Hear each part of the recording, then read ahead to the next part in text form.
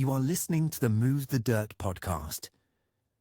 The information provided in this podcast is for educational purposes only. It is not intended to provide medical, legal, or any other professional advice. You should always seek advice from an appropriately qualified and experienced professional.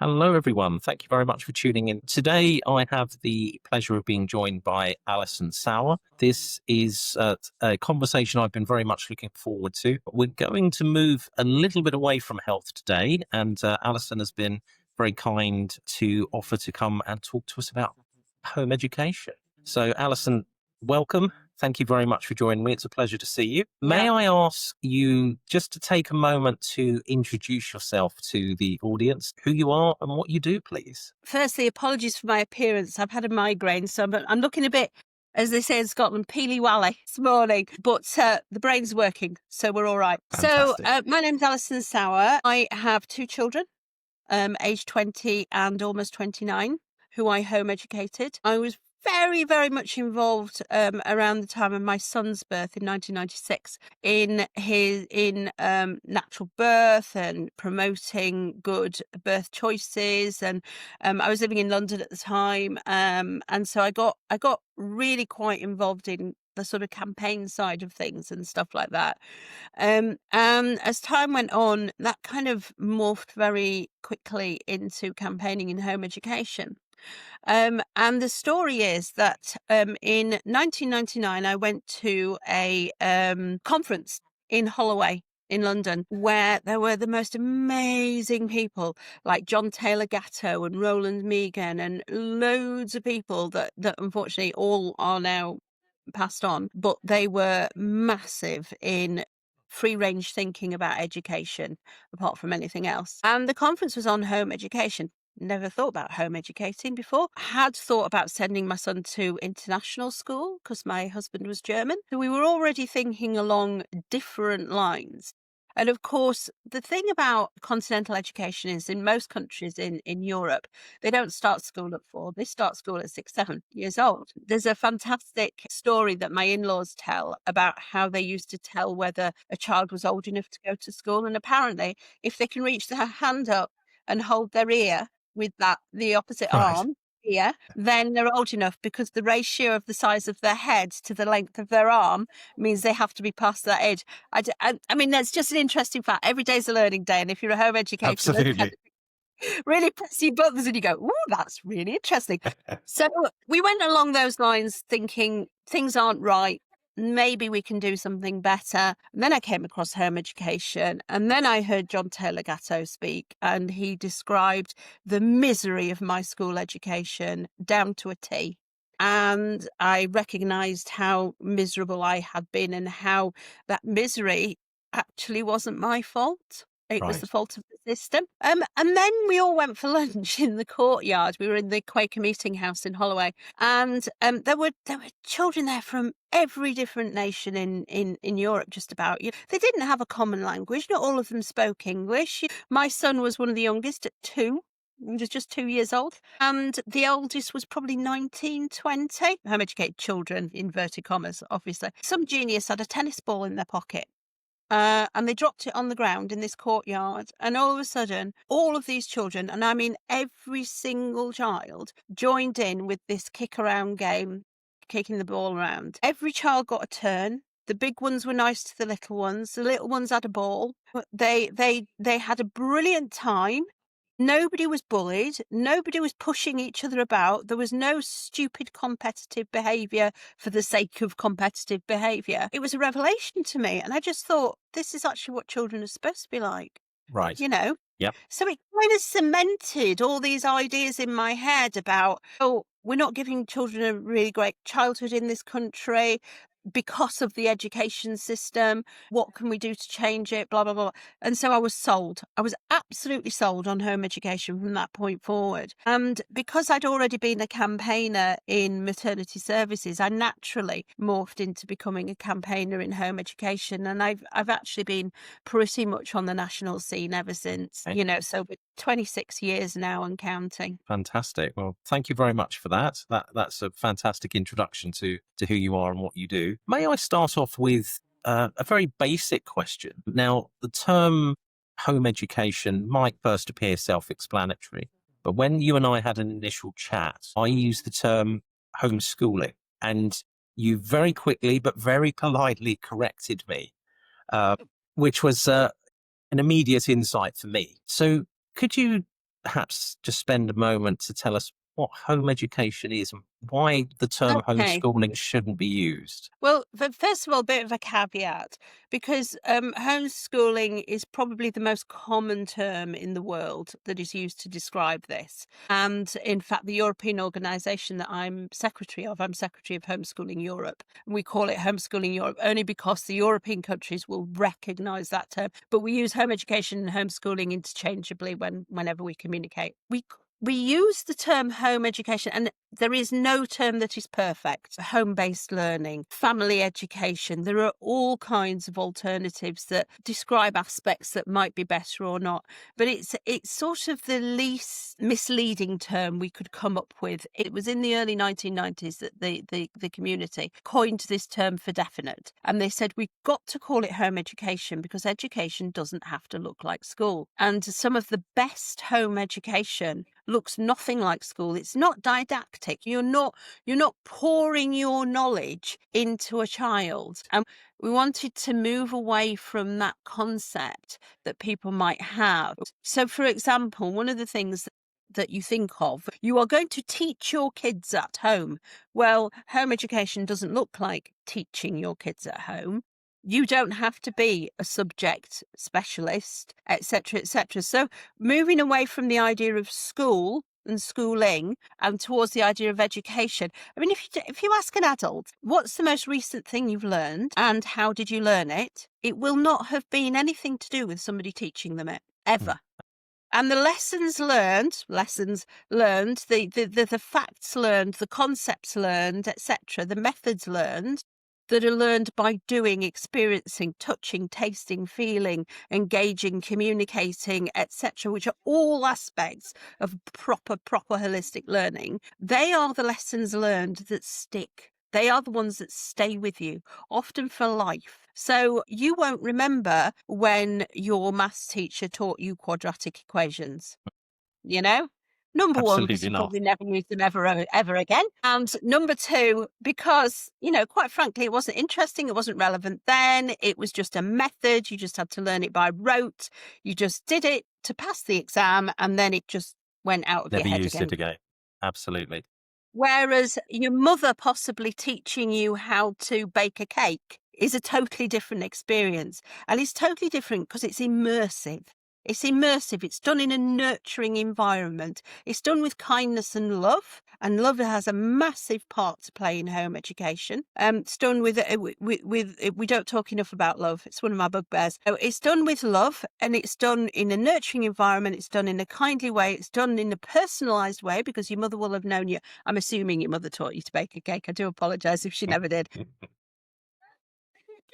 But you see where I'm coming from. It is a totally different experience. And the lesson that you learn about cake making, it sticks with you. Yeah. So why is it, Alison, in your experience, why or what are the reasons that parents choose to home educate their children rather than sending them into a sort of traditional schooling structure? Okay, so everybody has to forgive me for chucking people in groups here, because obviously there are as many reasons as there are children who are home educated. But if we generalize, we talk in general terms about this. So back when God was a lad and I started home educating, 1999, most people home educated because they considered it to be them doing better for their children. So a vast chunk of the home educating population were sort of white middle class intelligentsia, you would say, sort of bohemian lifestyles, people who were vegetarian when vegetarianism wasn't particularly popular, people who'd given up jobs in the city to live a better life. It was a bit the good life in many ways, Right. if anybody is old enough to remember that I remember sitcom. it. Yeah. Okay. So if you imagine the good life, lots of not all home educators, and by any stretch of the imagination, but a lot of them were that type of people. Those people who had turned their back on the norms of society in one way or another, partially or fully, and were living a different life, and were hoping to bring their children up to be better people and to have a better childhood than they themselves had. So it was a very philosophical way of doing things. And actually the way that home education happened in those days was that you would learn alongside your children. You would learn primary maths through baking and going out and counting the birds and all of that kind of jazz. It was very, very much family based, really interesting education. Nobody had a tutor, and I mean nobody Right. in Yep. tutors. And we had very, very few learning communities. There was the Otherwise Club in London, I remember, but we didn't have these learning communities that we have now. We've got hundreds of them now. So as time has gone on, more and more of the home educating community, those who start to home educate, have actually come from school. And we've reached a point now where something around 55% of new to home educated children are refugees from school for one reason or another. So they could have mental health problems, they could have undiagnosed special needs, they could have diagnosed special needs and those needs are not met, or their identified needs are not met in school. There could be a whole host of things. There could be a combination of those things. Emotionally based school avoidance, as they tend to call it these days. Children who just cannot get into school Right. because of bad experiences or bad treatment, or it's not the right environment for them, etc. This situation has been building and building and building and building, and the government has completely ignored it and just continued to gaslight parents. So the provision in school has actually got narrower and narrower and narrower and narrower. And so all of the slightly wonky people, or the non-neurotypical people, have fallen off the edges of it.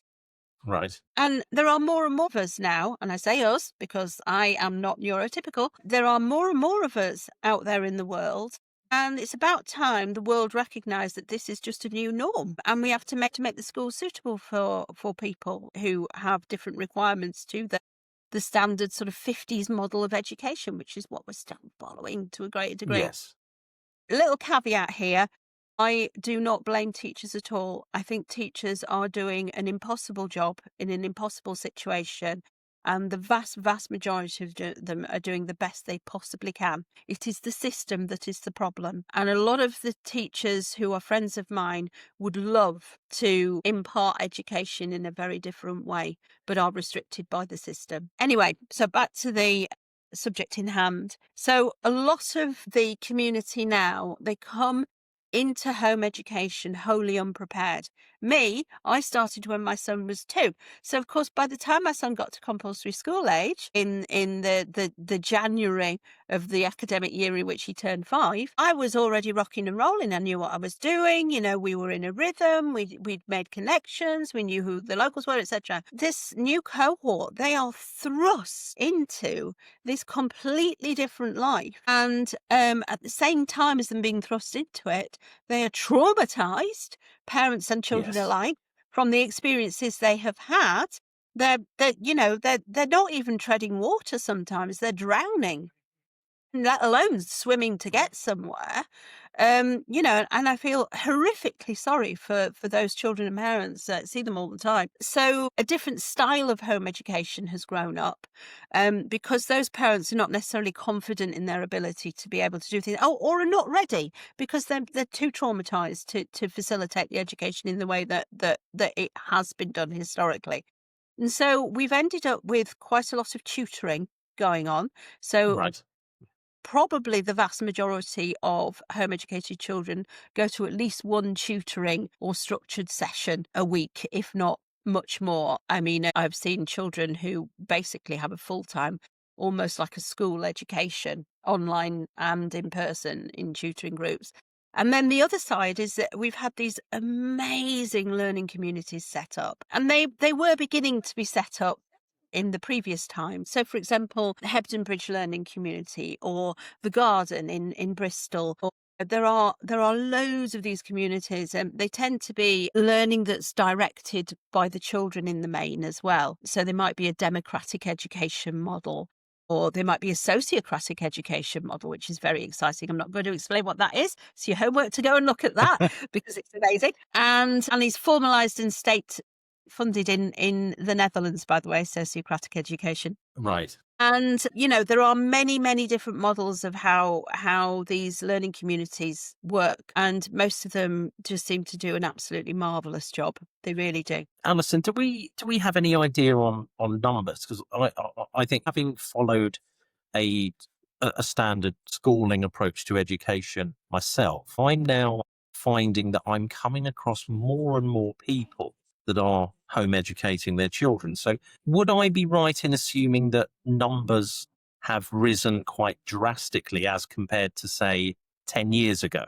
Do we They have any have, and idea they've on that? risen. Yeah, I can give you an idea of numbers. I mean, when I started nearly 30 years ago, there might have been 20,000, maybe a bit Right. more. And at the last census that we've got the figures for, which is October 24, there were around about, let me have a look, get the number absolutely correct, 111,700. Right.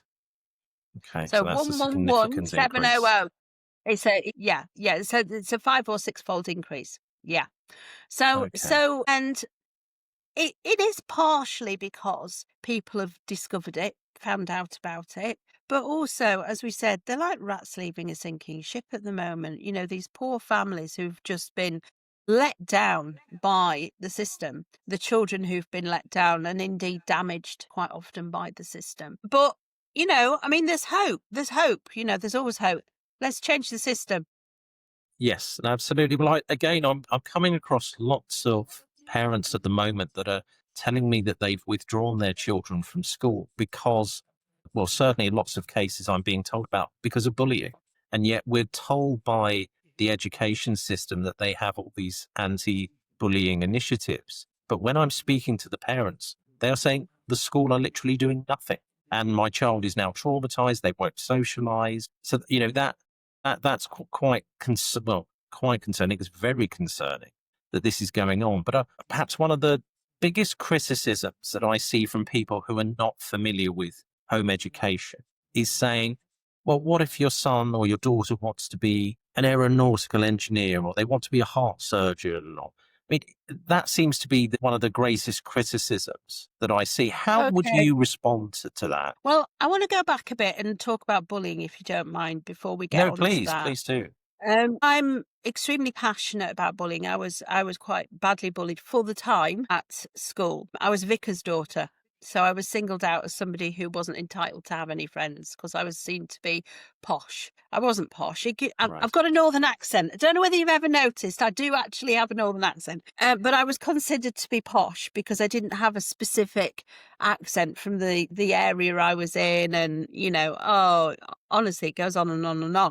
But I think bullying's very poorly recognised. I think the definition of bullying that is out there on the internet is not helpful because for me, teasing is gateway bullying, okay? And for me, the definition of bullying is when the bully is deriving pleasure from somebody else's pain. That is my Right. definition of bullying, okay?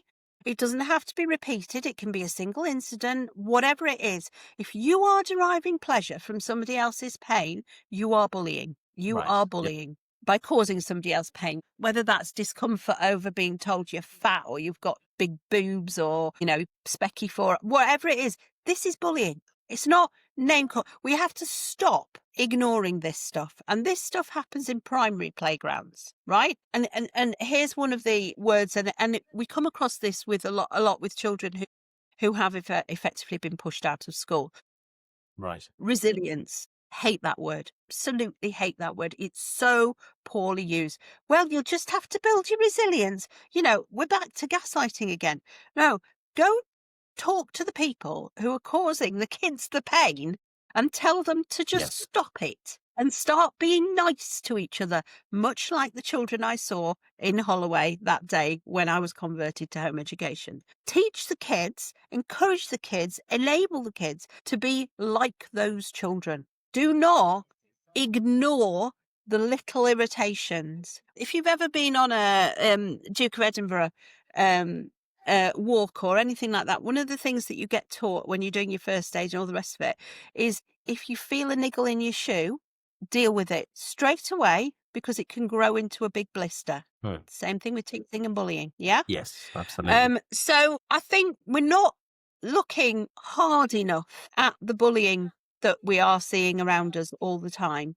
And instead of dealing with the bullying, we are telling the children to toughen up. Life ain't like that. It really isn't like that. And those children are not going to toughen up. They're going to mask. And then they're going to mask for a long time. And then you are saving up and storing up problems for later on. So that's the thing about bullying, is it doesn't get treated properly at all. And I agree, schools ignore it. They're out of their depth when they deal with it quite often. Although some schools do actually deal with it. And my daughter chose to go to a high school when she was 11, and I've never seen bullying dealt with in such a good way as that. They were on it. They were on it. The slightest thing, they were on it. The full investigation and who did what and this and that and the other. Quite often, both sides got punished. Quite often, because they both had, and they really did have a zero tolerance policy of bullying. And my daughter had a bloody marvellous time at that school. She really, really did have a great time at that school, but it was a selective grammar school, and we were very, very lucky. So yeah, bullying is horrific. And then of course the bullying now, which was not what happened when you and I were kids. We have mobile phones, social media. Oh my God, it's awful. Yes. Absolutely. I often say this to my wife, that if you have difficulties at school, at least it remained at school. Now you hear stories of the children go home, the bullying continues online, which is horrific. There's nowhere for the children to escape to. And disappearing messages as well. So, there are no consequences. So a child can send on Snapchat or whatever it is a message to somebody that they are bullying saying, go kill yourself. And that happens an awful lot, I'm afraid. And it's just disappears. So Alison, that's the bullying thing. Yeah. Sorry, forgive me. Before we go on to the other issue that we were going to come back to after the bullying, may I just interject with another question? And that is, what is the legal position with regards to a child's education? Because I have personally seen letters that schools have written to parents saying that they are legally obliged to have their children enrolled in a school. Okay. That doesn't seem quite right to me. I mean, how would you react to that? Okay. So in all 4 areas of the UK, Northern Ireland, Wales, Scotland and England, home education is actually the default, because as parents, we are responsible for ensuring that our children receive an education. And although it's worded very slightly differently in different bits, I'll quote the English law. The English law says that a parent shall cause a child to receive an education that is suitable to their age, aptitude and ability, and takes into account any special needs, basically. And it's got to be full-time and efficient. So it's kind of a summary. And you can do that by sending them to school or otherwise. Back in the 70s, home education used to be called education otherwise because of that bit of the law, which is currently Section 7 of the 1996 Education Act. So you as a parent are responsible, and most parents choose to delegate that education to the state. And are there any circumstances that you're aware of where a child can be compelled to go to a school? Yes. Okay. So There are a couple of different things. So we've got to talk about the two sides of the coin here. Compelled to go to school or not allowed to be deregistered in order to home educate. So compelled to go to school, you get a school attendance order, although you can fight that. School attendance order usually comes about because you've been home educating and the local authority deem that your education is not suitable. But you can go to court and defend not following the school attendance order by proving that you actually are providing a suitable education. Then that gets chucked out. But if you're under a school attendance order, once you send your child to school under that school attendance order, you are stuck there and you cannot deregister except with the permission of the local authority or a court. Okay. Right. Another example of where you have to send your child to school is if you're in family court proceedings and the family court make a court order that says that you must go to school. So Right. it's those circumstances. Often children who are fostered, etc., the foster parents don't have, I refuse to call them foster carers. I continue to call them foster parents, even though that's not legally correct. The foster parents don't have the kind of PR that means that they can choose whether the child goes to school or not. The local authority is the corporate parent and therefore gets to make those decisions. Another one is an education supervision order. Again, this is put in place because for one reason or another your child's not accessing education and therefore the local authority takes a piece of the responsibility, not all of the responsibility, but a piece of the responsibility. And so everything has to be done in negotiation with the local authority. And what about sort of education and healthcare plans? Do they have any impact on a child having to attend a school? No, they don't. Just because an EHCP names a school in Section I does not enrol that child at school. The only person who can enrol a child at school is a person with parental responsibility, whether that be the actual parents or the corporate parent. So nobody can enrol your child at a school without you saying yes. So the EC, sorry, Mhm. forgive me, Alison. Go on. Sorry. So just to get things straight in my own mind, so the ECHP, if that names a school, the parent is still able to deregister. Am I understanding that Right. correctly? Okay, so EHCPs cover children who are in mainstream and they cover children who are in special school. Okay, you cannot go to a specialist education unless you have an EHCP because of reasons and Right. the things that are in the EHCP. If you are in a mainstream school and you have an EHCP, there are no restrictions about whether you can deregister or not. End of. No restrictions. If your child is in specialist education, then at the moment, you have to ask the local authority to give permission to the school to deregister the child. And that authority should not be unreasonably withheld. It was put in place originally when all this started, when Estelle Morris introduced the statements and all the rest of it years and years ago. This was, show me age now, this was all put in place to just really to ensure a smooth transition. Because obviously if your child's in specialist education, then they do have quite significant needs. Okay. Right. Okay, thank you. That's the theory. It's not the practice. And local authorities behave very badly and schools behave very badly, but that's the law. And that's the way it is. Unfortunately, all of this is going to get a million times harder under this awful legislation that they're trying to push through. Absolutely, which we'll get on to, no doubt, a little later on. So forgive me because I keep asking you questions and then I'm throwing more and more questions at you because there are so many things that I'd love to talk to you about. So may I take you back to that question about the criticism of home educating? Right.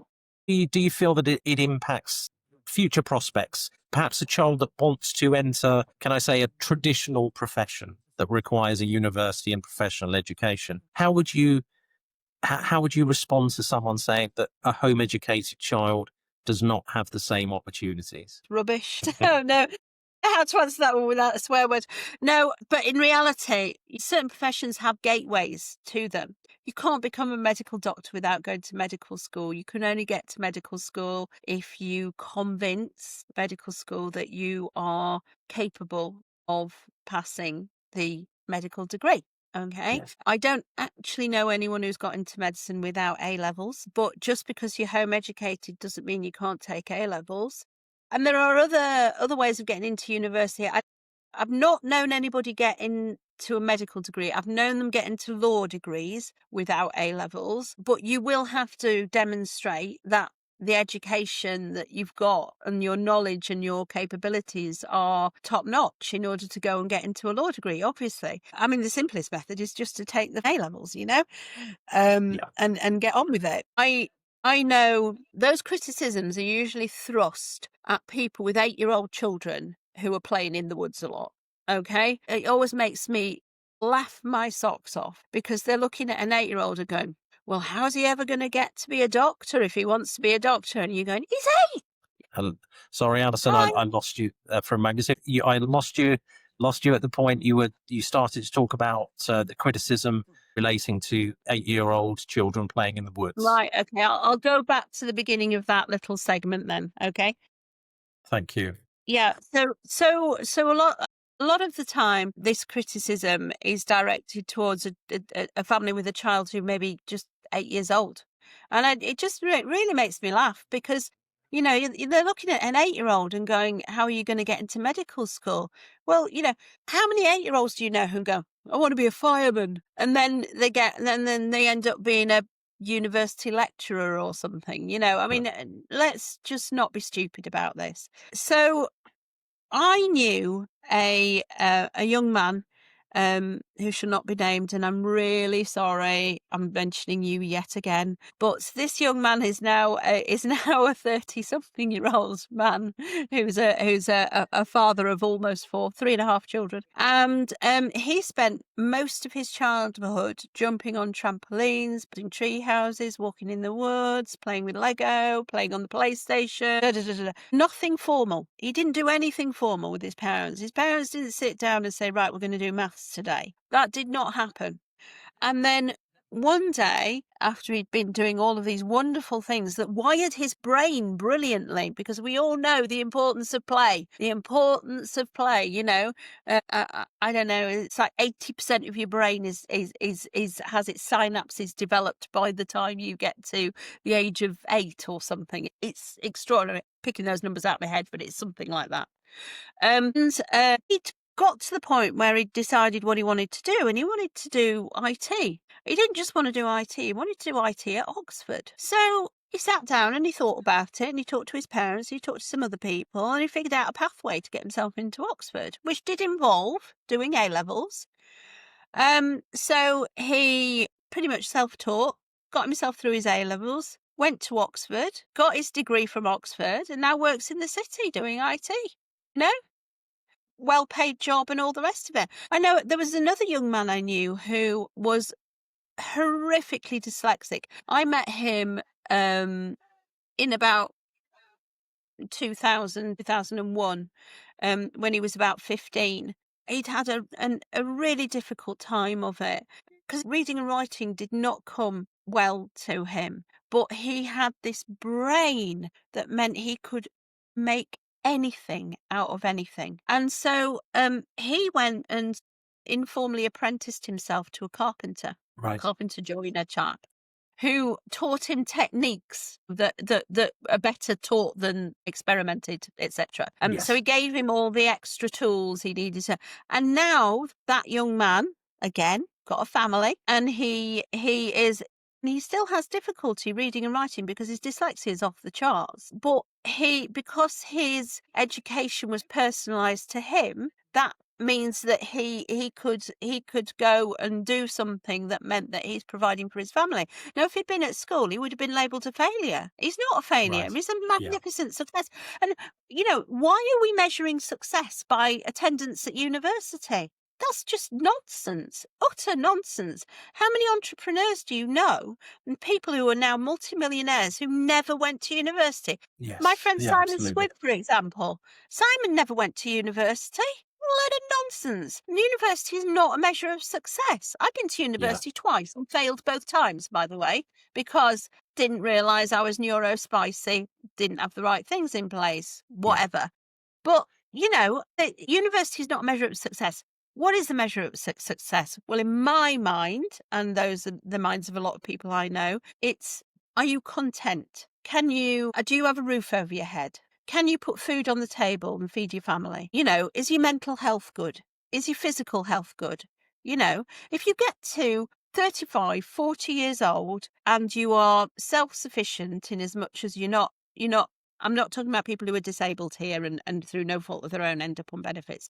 If you are able-bodied and you are completely able to live a life, a content life, refuse to use the word happiness because, you know, we're not all happy all the time. We have to be content all the time. Sometimes happy, sometimes sad, but contentment is where we need to be. And so if you're living a content life and you are able to put food on your table, keep a roof over your head, keep warm in the winter, and your children are happy, your partner's happy, whatever it is, everybody's living a stable life, then that to me is Yes. success. I don't care whether you're a plumber. Yeah.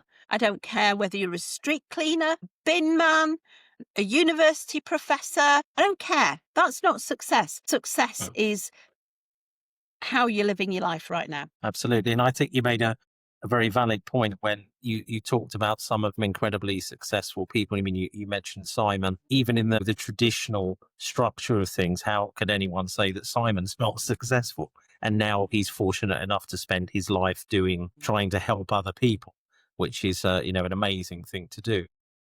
Shout out to his wife. Out to his wife because actually they're a partnership. So, you know, just saying. Okay. Mrs. Squid, fantastic. And so I think that takes us on to where we are at the moment and this bill that's going through that I'm seeing lots and lots of information, particularly online, of people saying that they're very concerned about this bill. So could you tell us a little bit about the bill and perhaps why some people are finding it so concerning? Okay, so it's very poorly written legislation. Okay, it's very, very poorly written legislation, and it's huge. They have tried to ram all the changes they want to see into one bill, which is a terrible thing to do. Bear in mind when the 1944 Education Act went through, the Butler Act went through, which was a big sea change in education. It formalised compulsory education to I think the age of 15 at that point. It brought in what we now have as Section 7, which is the identification of what a suitable education is and who's responsible for education. It brought in many, many, many things that were big changes, modernisations, if you will.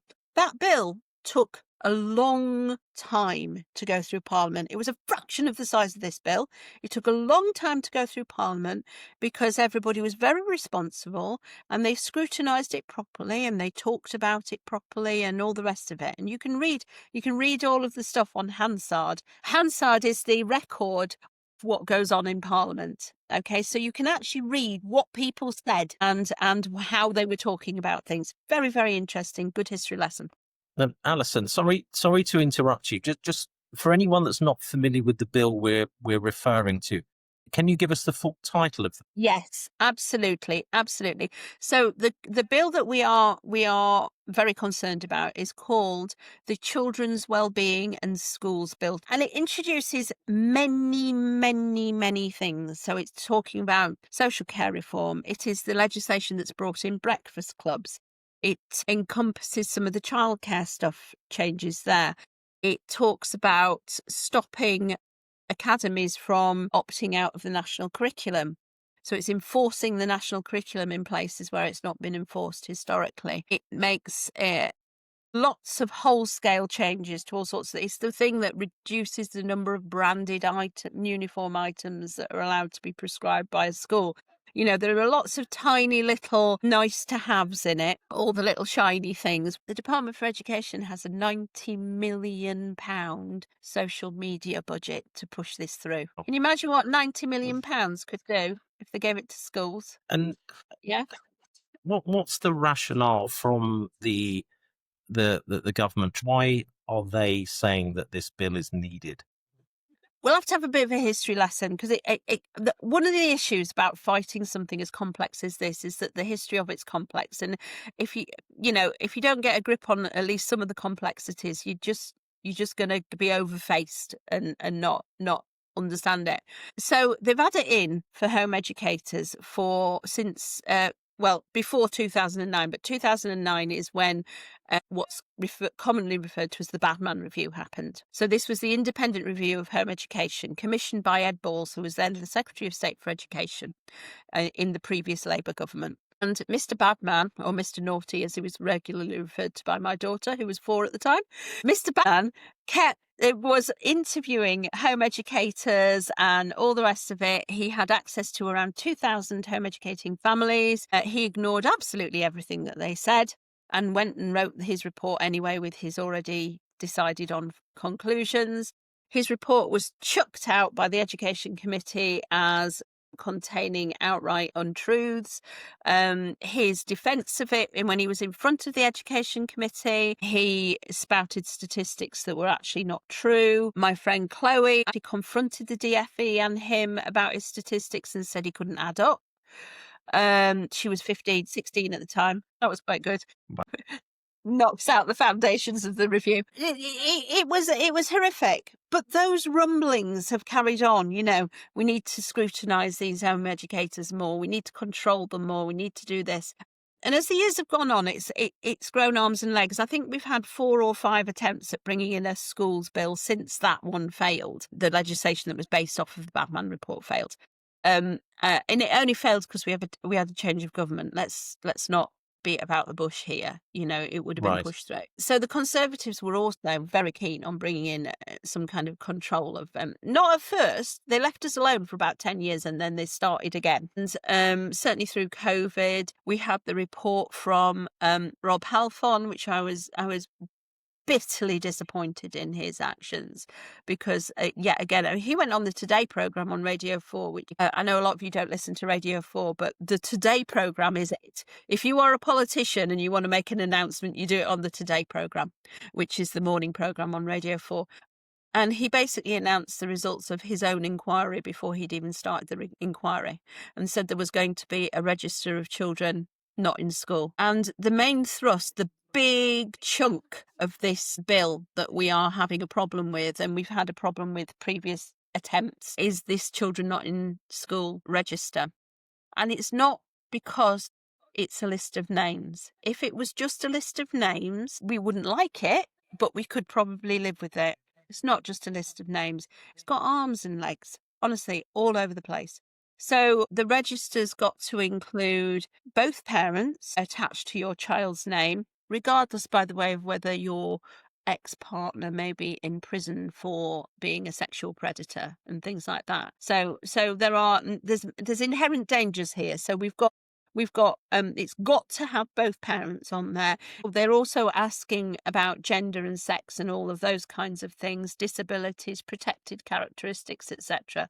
It's like just the very basics of it are like a paedophile's playground because you've got a list of vulnerable children there automatically. You stick a filter on it. Oh look, all the vulnerable children in my area. Right, okay, let's go. And will this register be public? Is it publicly accessible? Let me tell you the real dangerous stuff that comes on it. So that's dangerous enough. And by the way, this unique identifier that they're bringing in, which is a digital ID by the back door, which is going to be compulsory for all children. I wanted to ask you about that later. Yeah, they're softening him up to accept a digital ID. So I had a massive argument with the DFE, the Department for Education, and I said to them, this legislation allows you to put anything you like on this register.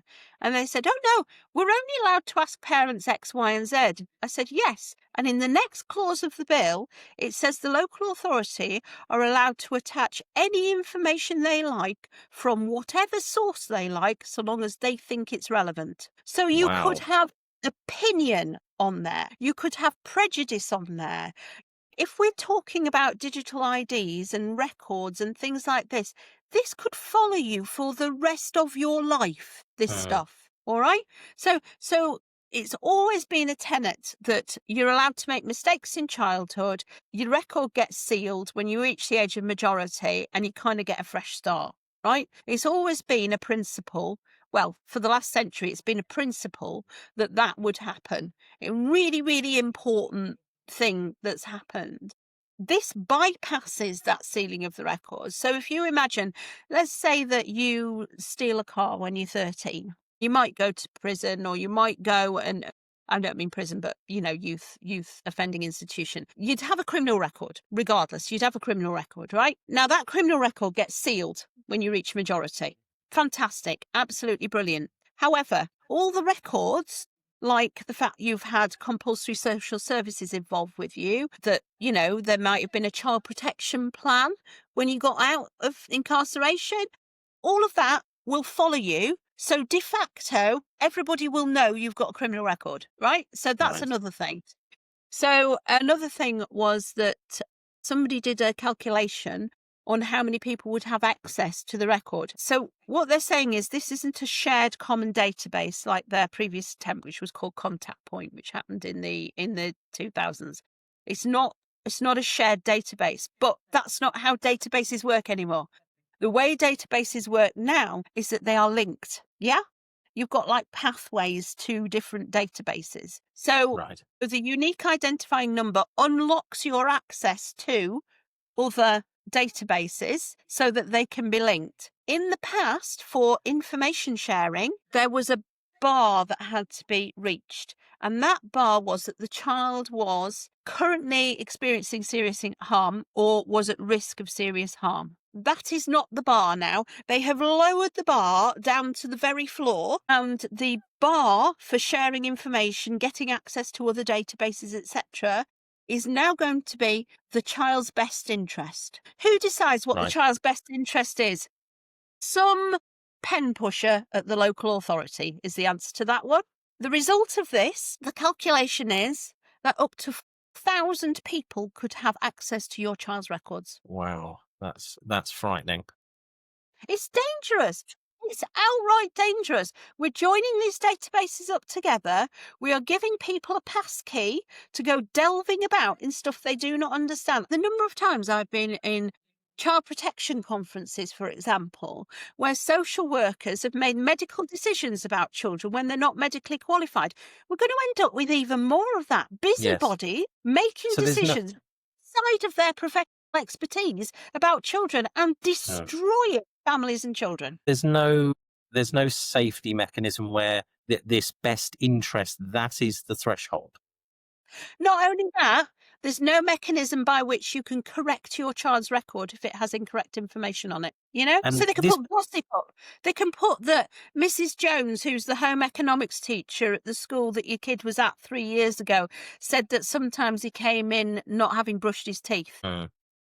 That's the level of information that could be on there. Or we found the father to be argumentative. How many times have you seen a case where, in particular, fathers who are passionate about caring for their children and defending their children get labelled as aggressive when actually they are just protecting their families? And that label of Yes. aggression then causes barriers and all kinds of problems later on that are nothing to do with any actual aggression. Nobody's punched anybody. Nobody's called anybody any names. It's just that, the hackles were up because the kid was in danger. Absolutely. And I actually know a gentleman who asked a question of his GP, effectively suggesting, would an alternative course of treatment not be more appropriate? And it was just, a very civil, polite question. And because he dared to ask the question, he was branded aggressive and it went down on his notes. So that's something absolutely I can see could be carried over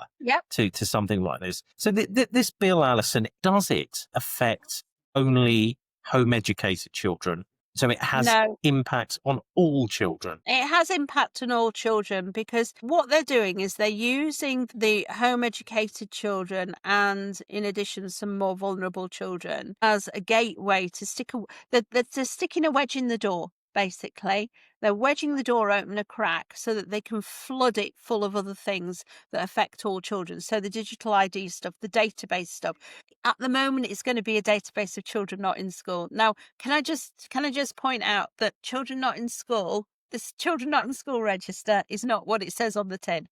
So it's got home educators on it. It's also got flexi schoolers on it. Flexi schoolers are in school every week. Then they just don't happen to attend 5 days a week, 10 sessions a week. They might only have half a set, but they go on this register too. Then it's got all kinds of people. The people it doesn't have on it, so it's got children missing education on it. So those are children who don't have an assigned place of education or home education. So they might be kids who never made it from primary to secondary school and just dropped out of the system somehow, for example. What it doesn't have on it is the hundreds of thousands who can't make it into school because they've got school attendance difficulties. So they don't have access to education. Nobody gives a toss about them. Nobody's looking after their interests. But they are truly vulnerable, but they're not on this Yes. register. Okay, so 2 other points. This legislation is very poorly written, as I said before. One of the reasons I say it's poorly written is because it's what's called skeleton legislation. Skeleton legislation effectively allows other legislation to come into force. So it enables other legislation. So what it will say is, and this will be defined by regulations. So regulations are secondary. So the hierarchy of legislation is Act of Parliament. So a bill, when it's passed, when it gets royal assent, becomes an Act of Parliament. Okay? That's primary legislation. You then have secondary legislation. Secondary legislation is regulations, okay, or statutory instruments. The things are the same thing. So an example of those would be the pupil registration regulations, for example, which define what absence and authorised absence and non-authorised absence are. That's not in primary legislation, that's in regulations. So there are an awful lot of things that should be in this primary legislation that they are allowing to go into regulations. Now, you might think, well, yeah, but that still goes through Parliament. That's all right. No, it's not all right because it doesn't get scrutinised. There is no scrutiny process for regulations. They go through, they get passed on a yes or a no. That's it. And they tend to put regulations in at the beginning of holidays. So quite a lot of regulations will come into force in September that they've laid before Parliament in the last week or two of the session in July. So the MPs all go off and do stuff in their constituencies during the summer. They don't take the time to look at this stuff. There's no debates, there's no questions, there's no nothing. And then they just get passed in September. Yeah, it's like sort of over here while we're doing this over here. Yeah. The other thing this primary legislation introduces is what's called Henry VIII powers. Now, Henry VIII powers are probably as frightening as they sound. We know what Henry VIII was like. Yeah, he liked to dictate things. He dissolved Parliament several times, blah, blah, blah, blah, blah. So Henry VIII powers basically enable the Secretary of State to make stuff up as he goes along. So that's not technically what it is, but this is for the general population, to give you an idea, that's basically what it is. They're going to just allow things to be changed and legislated without parliamentary scrutiny. Now, bear in mind also, this bill was introduced in November-December 24. It was pushed with absolutely unimaginable speed through the House of Commons. There was never any proper debate about it.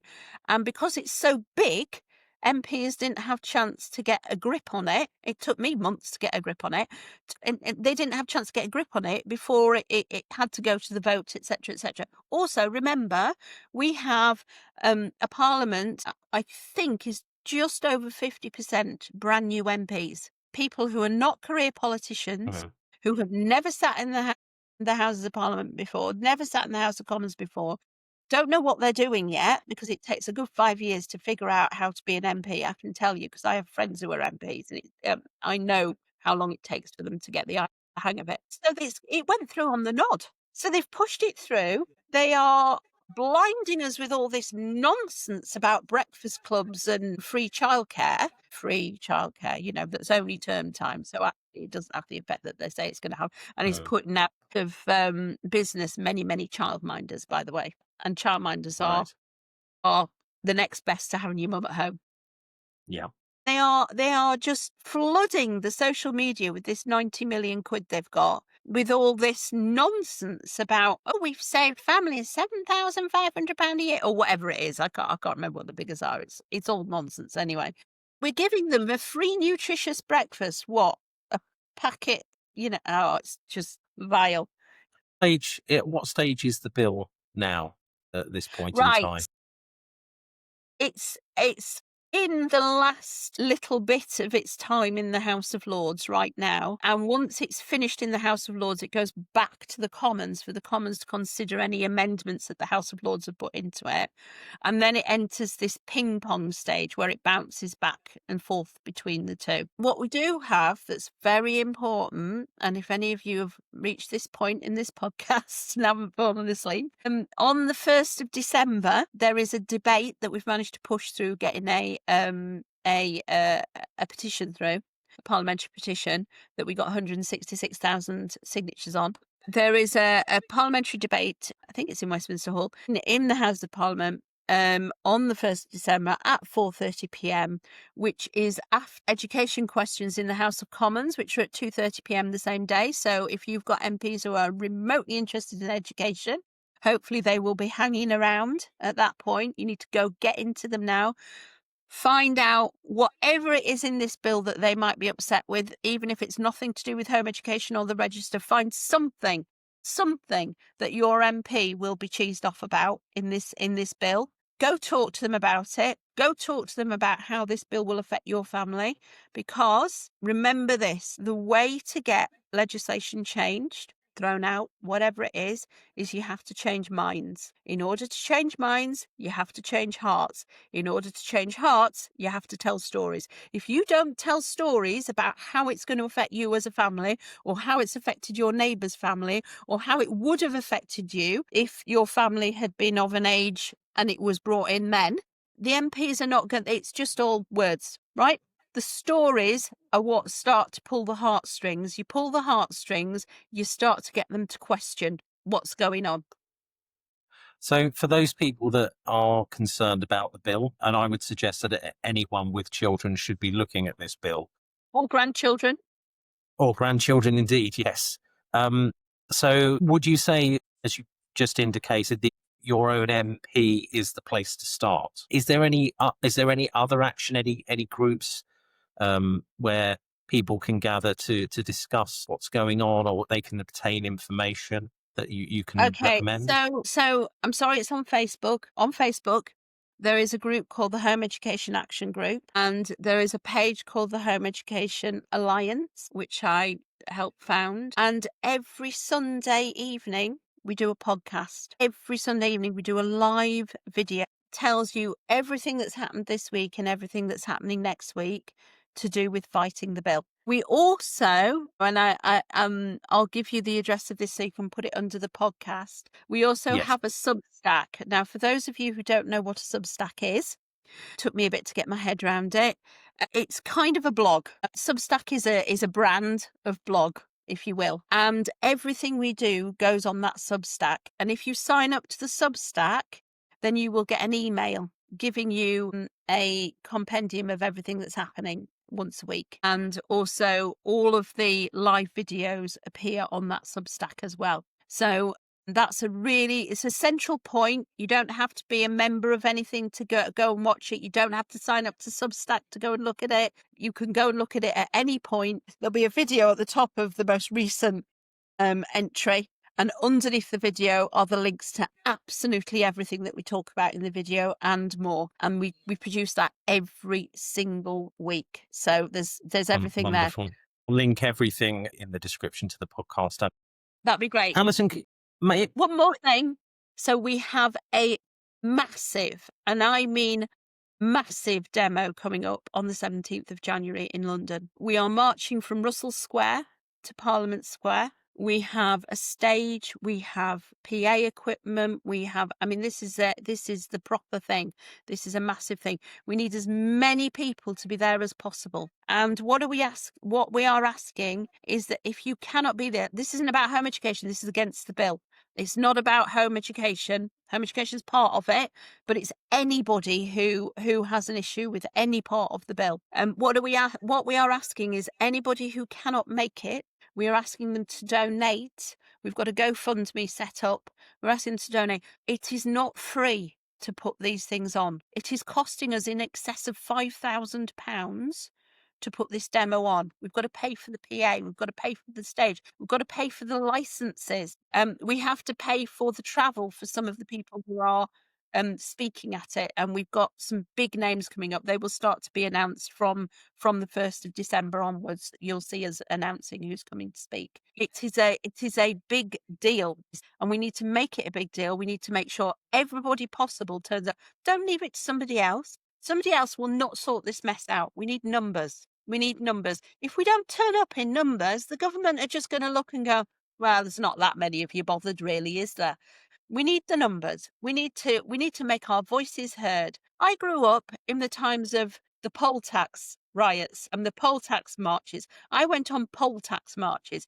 There were thousands of us then. Please do not make this 25 people turning up in the rain. Absolutely.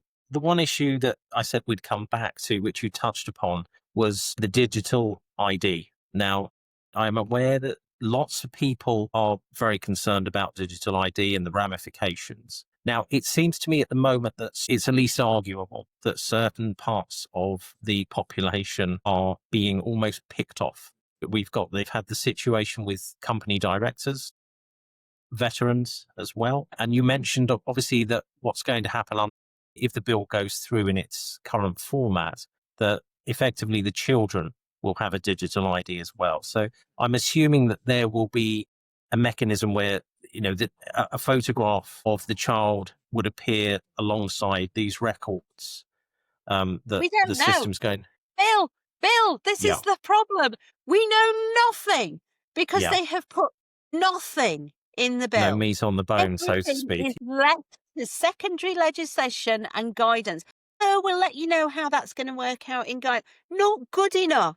Not good enough. Absolutely. Sorry. Makes me very cross. Please, if anyone can go along and support this, particularly if you have children, grandchildren, nieces, nephews, it has huge ramifications. We were talking about them softening the population up, weren't we, when we spoke before this? Yes.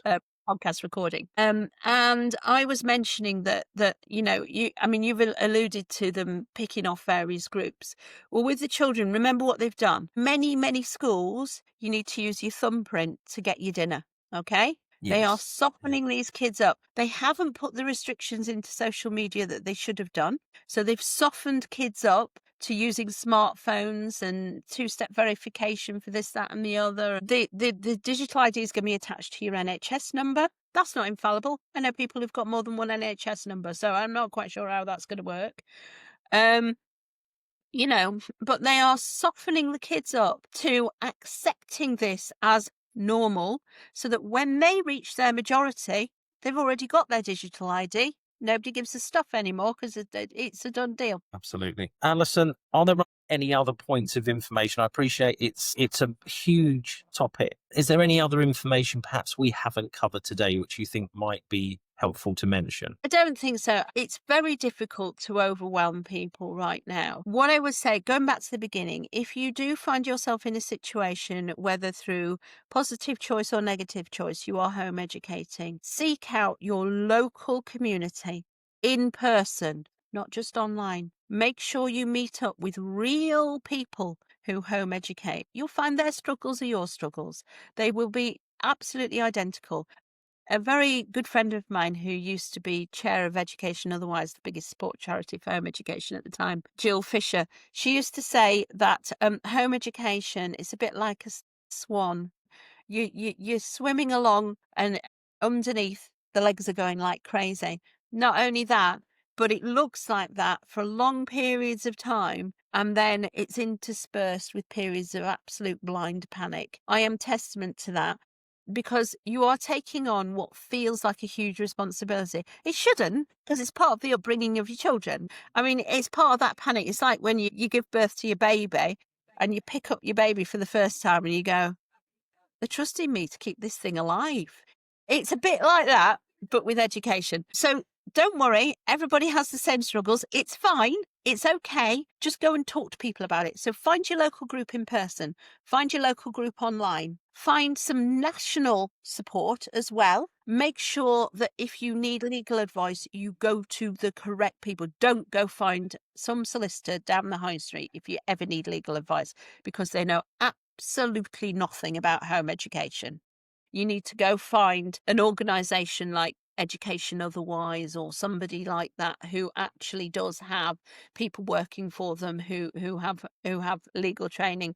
We're also setting up the Home Education Law Project. I'm a director of that. That's working in the background. We've also got the Joy Baker Fund, which we are always looking for donations to. Joy Baker was a pioneering home educator in the 90s and 60s. We've just had Joy Baker Day on the 15th of November. We have it every year. We do an all-day live on Joy Baker Day. It's great fun. The Joy Baker Fund is set up to do is to fund cases that may be groundbreaking, where people can't fund them themselves. So, if you find yourself in the High Court defending something, hopefully we'll be the people with the funds to help pay for your legal team. So there's all sorts going on in the background. You got to go and seek out these people. We are there. Get a hold of the right people. If you find yourself in a community that goes, oh, well, we don't do politics, or we don't do this, or you're in the wrong place, go find people who know about it. I know it's scary. I know it's frightening. I know all you want to do is look after your kids, but if you want to protect this for the future, you are going to have to get involved. Thank you, Alison. Well, I will get all of those details from you, and I will put those in the description. Well, I hope everyone's enjoyed it as much as I have. Alison, thank you ever so much for your time. I'm hoping that some people will come through and we can get some support for you. It's been an absolute pleasure speaking with you. Pleasure. Do take care. Thanks. Bye for now.